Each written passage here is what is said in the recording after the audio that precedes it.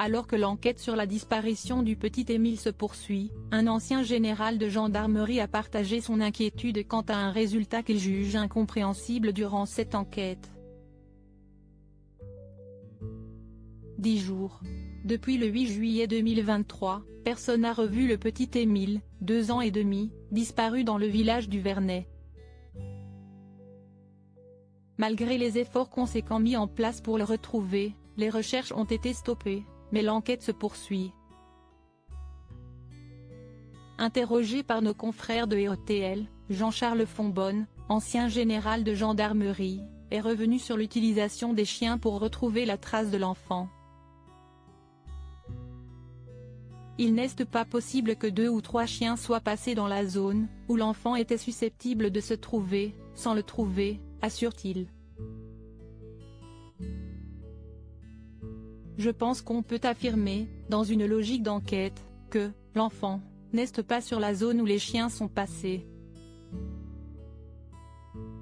De nombreuses incompréhensions sur le déroulé de l'enquête sur la disparition d'Émile. Ce lundi 17 juillet 2023, le parquet de Digne-les-Bains a pris la décision d'ouvrir une enquête criminelle. Une décision que l'ancien général de gendarmerie a bien du mal à saisir. Je vous avoue que s'il y a quelque chose que je ne comprends pas.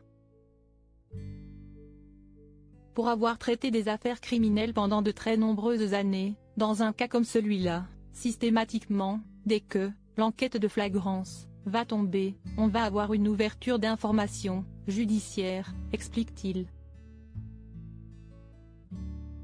Autre décision qui ne fait clairement pas l'unanimité, le maire de la commune a indiqué avoir prolongé de 15 jours l'interdiction aux personnes étrangères au village de rentrer dans le Vernet.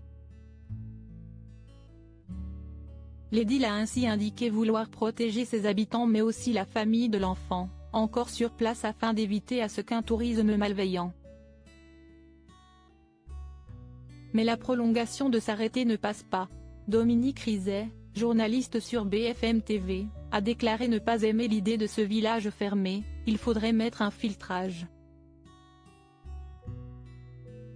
On nous exclut de tout, mais je ne suis pas sûr que ce soit une bonne chose. Les gens doivent se demander s'il n'y a pas des choses à cacher. Pourquoi n'a-t-on pas accès à cet endroit? Où est ce qu'il se passe derrière les volets? Est-ce que quelqu'un sait quelque chose? A-t-il indiqué. L'enquête va donc se poursuivre à l'abri des regards, explorant désormais de nouvelles pistes pour tenter de retrouver le petit garçon.